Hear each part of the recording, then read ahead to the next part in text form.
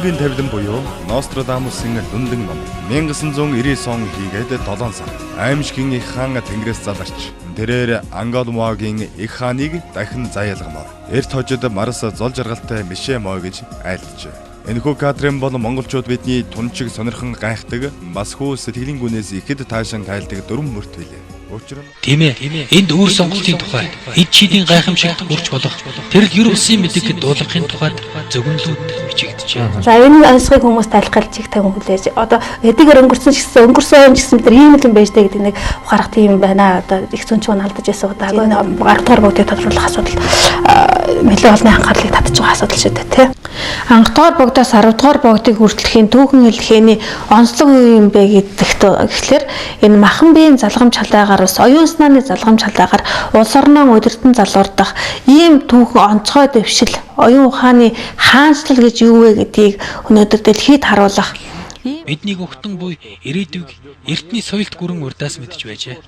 Тэд ирээдүйд ирэх аюулаас сэрэмжлэн алсын ирээдүйг аврах хэтийн төлөвлөлт боловсруулсан байна. Ийм дэвшилт хүрчээ гэдгийг л бид өнөөдөр дэлхийн тавсанд гаргаж ирэх энэ баримт нотлогоо одоо жишээ нь туул ажилтны тонол богдон заллаад хөвтөн хулган жилийг үзнэ гэдэг итгэл үнэмшлэр монголчууд ам дамжин ярьж бидний үеийг хүртэл ам дамжсан яриа өнөөдөр хурж ирсэн. Гэтэл энэ хагас мянганы тэртет бол 1999 оны 7 сард Монголын хаан Тэнгэрээс заларнаа гэдэг Нострадамус агаагч Нострадамус зөвгнөд хэлчихсэн.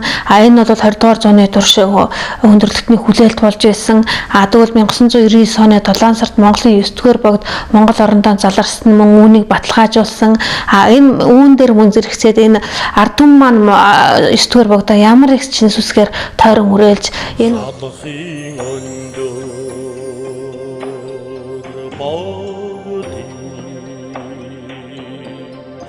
оюун санааны үргэлжлээ сажид тэргүүтэн дагнасны ойдс эшиг үзүүлсэн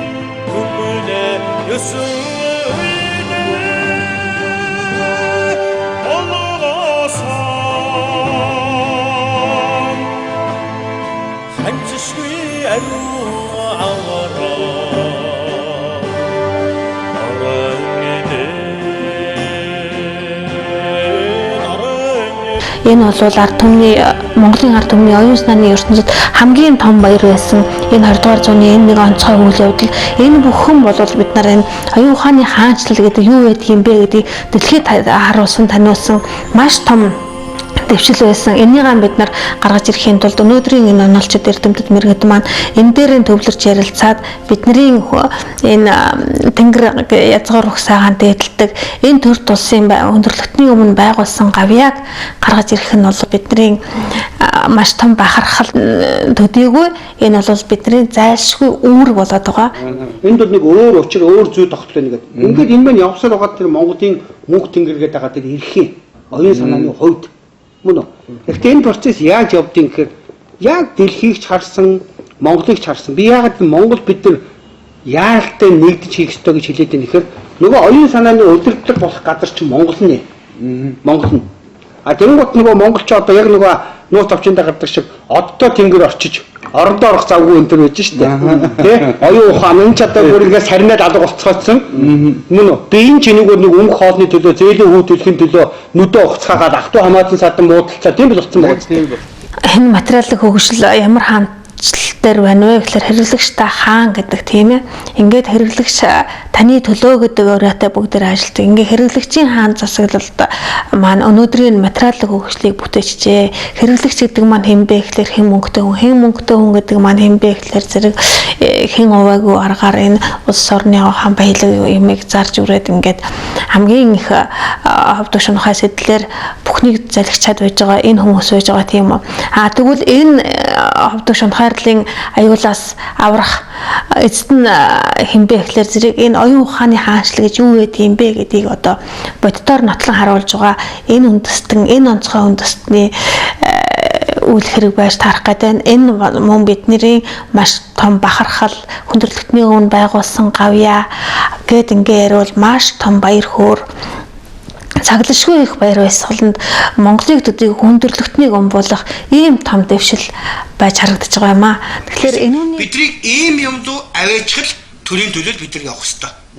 Хизээ нэгэн цагт энийг чаддаг нийлсэн монголчууд гарч ирнэ. Сэтгэлийн хувьд нийлсэн, оюун санааны хувьд нийлсэн. Яг тэр монголчуудад оюун санааны удамшлын сан байгаа учраас бидэрт энэний тухай мэдээлэл байгаа. Мэдээлэл байгаа учраас бид руу ярьж суугаад байна. Үзэж байгаа монголчууд маань энийг ойлгоод байгаа байхгүй да. Энэ зүгт олонний анхаарлыг хандуулахын тулд бид нар энэ гал үндэсний дуудлага цувралаа хийж энэ бол монголчууд та бидний бүтээсэн гавья юм шүү.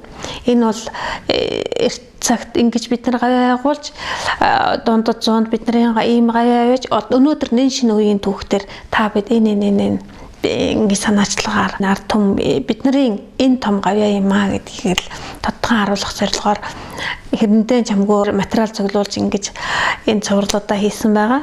Шинжлэх ухааны ололт нээлт нүрэ гайхамшигтай биднэрт эрэхтэй хүнд болчдаг. Хүн төрлөختөн харьцангуй эрүүл өртөөлж ирсэн байхгүй. Шинжлэх ухаан хүртэл тэгвэл өнөөдөр шинжлэх ухаан хөгжлөө шинжилгээний төвшин сайн болсон.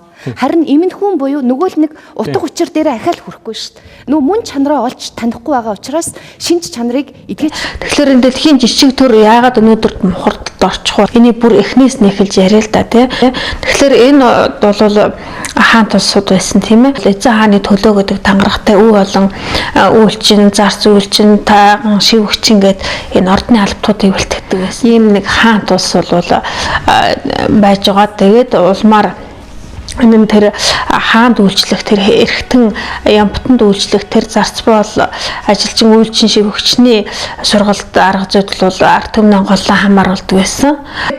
Тэр санхүү бол ардаа сурах татвар дээрээс босгодог байсан. Ингээд тэр татвар дээр оршин тогтнож байгаа ийм нэг хаан төр эндээс бол тэр татвар оршихуйд төр оршимо гэдэг ийм бүтэц зохион байгуулалттай ийм хаан төр маань тэр ордны бүтэц томш ардаа сурах татвар нь улам ихсэрэж байгаад ингээд өндийг харахгүй татварын доор нухлагцаар түмэн эцэст нь үүнийг сөрж босоод ингээд эзэн хаанаа түлхэж унагаад өөрсдийн засаг төрийг байгуулад хамгийн сонгодог хэлбэртэй явна өнөөгийн ардчилсан төр засаг буюу одоогийн демократ засаг тийм ээ. Иргэний нийгэм байгуулдаг. Иргэн гэдэг бол амь бод гэсэн санаа авахгүй байна. Энэ чинь Монгол энгийн үгээр хэлдэг юм. Ардчлалын гол зүйл нь индивидуализм. Хувь хүний одоо хувиа ботсон. Хувийн өмчтэй байх хэрэгтэй. Тийм шүү дээ. Энэ бол цэвэр тах юм. Эдийн засгийн хөгжил гэдэг бол хүний ашиг сонирхол хувиа ботсон үзэлээр үзэл. Хүн бол баян байвал ингэж байна гэдэг чинь бол манай ард түмнүүдийн магадгүй туйлын хүсэл зориг бас шал ондоо юм байхгүй да. Энэ арчилсан засаглал нь өнөөгийн энэ мухардалд ороод байгаа нь одоо энэ өнөөгийн үнэн төрх энэ бол дэлхийн жишг төр байж байна тийм ээ. Тэгвэл энэ мухардлаас гарах гарцыг тэд маань өнөөдөр Монголоос хайж байна. Тэгэхээр монголчууд төрийг юу гэж үзэж монголчуудын төр засаглал төр засаг ухаан юу байваа гэдгийг бид нар тодруулж гаргаж ирж байж энэ дэлхийн наашаа хараад байгаа энэ горлыг бид нар хангах юм. Дэлхийн ертөнцийн ерөнхийдөө мухардж юм. За коммунизм ч одоо ингээд ерөнхийдөө болохоо байлаа. За дараа нь энэ либерализм ч гэсэн ер нь болохоо байлаа. Одоо ерөнхийдөө мэдэгдээд эхэллээ. Ахаа задралын шин шатанд орж штэ. Цаашдаа яах вэ? Тэгээ энэ байгаль дэлхий дээр бид нар оршихуу байх уу гэдэгтээ бараг тулж байгаа шиг байна. 2012 онд тэгээд янз бүрийн юм яриад л байна л та. Тэгээд эрэл хайгуул хийгээд хахад ахад Монголоос их эрэл хайгуул гэж байна. Тэгэхээр дэлхийн жишг төрөө Монголын жишг төрөө гэдэг дээр одоо дэлхийн улс төр одоо улс төрийн үзэл санааны мухардалд орчход ингээд гарцыг Монголоос ирж хайж байгаа ийм онцгой цагуй та монголчууд төрийг юу гэж үздэг вэ гэдгийг бид нар тодруулж гаргаж ирэх гэж байна тийм. Тэгэхээр Монголын ертөнцийг эзэлсэн Чингис хаан бол миний дээр төр би төрийн дээр мөнх тэнгэр бэ гэж үзэж байсан. Ингэснээрээ энэ хааны дээр төр байгаа учраас энэ улс маань хаант улс биш төр тус баш таарч байгаа. Тэгэхээр энэ төр тус маань юуг дээдэлдэг байсан бэ гэхээр энэ бид нар тэнгэр угсаатай гэдэг энэ ариун язгуур угсаа гаруулаа дээдэлдэг ийм төр тус байсан байна монголчууд гэдэг дүгнэлт гарч ирж байгаа юм. Тэгэхээр энэ эзэн хаан маань тэгэхээр алдвыг минь алжаавас алж ядтухай ахуй төрөм бүх алд арттухай гэдэг ингээд төрийн төлөө өөрөө тэмцэжсэн тийм ээ. Ингэж тэмцэхдээ төрийн сайнд хаан жаргая юу, хааны сайнд хар цар жаргая юу гэд. Ингээд сайн төрийг байгуулахын төлөө хаан тэмцэж ингэхдээ мориндоо мордоо дэлхийг эслэх амархын морноос бууга төрийг төхнүүлэх амаргүй ингэж. Энэ амаргүй үйл хэргийн төлөө энэ төр тус маань илүү төгөлдөр төр тусыг байгуулахын төлөө ингэж тэмцэлд орж исэн ийм төг харагдаж байгаа. Ингэснээр тэд ямар боловсон хүчнийг бэлтгэсэн бэ гэхээр зэрэг нэгэнт сайн төрийн төлөө улам төгс төгөлдөр энэ төр туссан илүү төгс төгөлдөр төр тус болохын төлөө ингэж тэмцэхтэй тэд нар бол онолцтыг сонссон байдаг. Яавал хамгийн сайн төрийг зохион байгуулах вэ гэдэг дээрээс онолцтыг сонсоод ингээд хамаг амтны төлөө гэдэг тангараг өргөсөн тийм ээ. Тэр тангарагтаа үнэнч байх зарчимтай тийм ээ. Энэ зарчмаа хэрхэн сахиж мөрснөөр олон амтны тусыг яавал хамгийн олон амтны тусыг хийх ийм тустай үйл хэргийг бүтээх вэ гэдэг тэр онол арга зүйн заавар заалттай тийм номыг дагаж мөрдөөд ингээд энэ номын ёсоор өөрийгөө сахиж өөрийгөө засч тийм ээ. Ингээд өөрийгөө засснараа өрх гэрээ зөв залуурдаж ингэж төр туссан зөв зохион байгуулах ийм номын ёсонд шилжсэн энэ нь бол нөгөө нэг хос ёсны төр туламжлалыг монголчууд бол бий болгосон. Ингэснээр бол Монголын төрийн бүтэц зохион байгуулалт юу болсон бэ гэвэл ёс ямбур бол төр төмбөр гэдэг бүтэц зохион байгуулалттай болсон. Энэ хос ёсны төр маань цаашаа дэвшээд ямар дэвшилт хүрсэн бэ гэдгийг бас бид мөн тодруулж ирж байгаад ингээд бид нар Монголын жишг төрөө Монголоос өнөөгийн энэ мухардлаас гарах гарцыг Монголоос хайж байгаа хүндрэлтэнд бид нар тодорхой гаргаж өгөх энэ үүрэг хариуцлагын өмнө ирчээд байна л да тийм ээ. Энэний бэлтгэл үйл ажиллагаа хийгдэж тэр энэ 12 10 11 12 13 14 хонуудад бол энэ зөндөө олон байдлыг танилцуулсан олон сайхан нэвтрүүлгүүд хийгдсэн гэдэг чинь ард түмний үзэл бодол бол энэ зүг рүү бол маш их бэлтгэгдэж ирсэн энэ цаг үеийн ард нь гарчаад бид нар өнөөдөр энийг ярьж байна тийм ээ. Монголчууд сац хэмээх пирамид хэлбэртэй уран сууцанд амьдрах бөгөөд байгалийн иргэшээлд зохицсон хөдөлгөөнтэй амьдардаг. Нүүдэлч монголчуудын ахуй хэрэглээ нь байж болох хамгийн доод хэмжээнд байх ч тэдний оюун санаа, сэтгэлийн амар амгалал нь байж болох хамгийн дээд хэмжээнд байх нь тэд дэлхийн хамгийн азтай хүмүүс мэт. Ер нь монголчуудыг шүүмжилсэн янз бүрийн одоо интернет дээр ч юм уу ном сурвалж дээр бичсэн зарим нэг юмнууд бий. Тэрэн дээр монголчуудыг ингээд сүүлийн үед магтаад байна. Ямар их супер байсан тухай магтаад байх юм. Гэхдээ эдгээр чинь ямар технологи, ямар шашныг хүндрэлтэнд дэлгэрүүлсэн юм бэ? Good question. Гэтэл хоёр том асуулт асуусан байдаг. Зөв. Тэгэхээр тэр хоорондоо маргаж яана л да одоо баруун нээл одоо тэрийг судалдаг улсууд.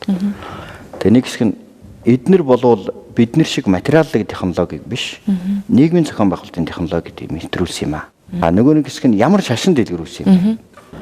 Одоо Ховлын хааны ордонд Марко Пологийн ирсэн тэмдэглэлүүд байгаа шүү дээ. Тэр болвол дэлхийн ертөнцид маш өнөмшлгүй зүйлүүдийг төгөөсөн байдаг. Гэхдээ үнэн зүйл. Тэр нь юу гэхээр бүх шашнуудыг ингээд сонжоод ном аялцуулаад суугаад ингэ байж идэг хаан байна тэнд чинь. Өөрөө тэнгэр үзэлтэй хүү юм. Адилятор гэж байгаа. Одоо өөрөө бол нэг онгоц шүтлэгтэн хүү юм. Тэгэхээр монголчуудыг тэр одоо жишээ нь өөрөө өстэй ямар шашныг дэлгэрүүлсэн юм бэ? Ямар шашныг авсан юм бэ? Эсвэл тэд нар нэг юм креатинг хийж чадсан уу гэдэг асуултанд юу гэж хариулдаг өгөхөөр зэрэг тэд нар бол хамгийн сайн хамгийн хүчтэйг хаана хэн бий болгож чадав? Бид нар бас бий болгож чадах уу гэдэг ярил дээр л байсан хүмүүс. Дэлхийн ертөнц бүхэлдээ монхорцсон байсан шүү дээ. Нэг хэсэг нь одоо лал Христийн ертөнц бол даг ээж буюу бүр харанхуй үе гэдэгт орцсон юм байж ах үед л монголчууд бүх үзэл санааны чөлөөт байдлыг л дэлхийн Евраз даяар л хайж ирсэн. Бүх хэлхийн албагаа тэрэнд ашиглаж ирсэн.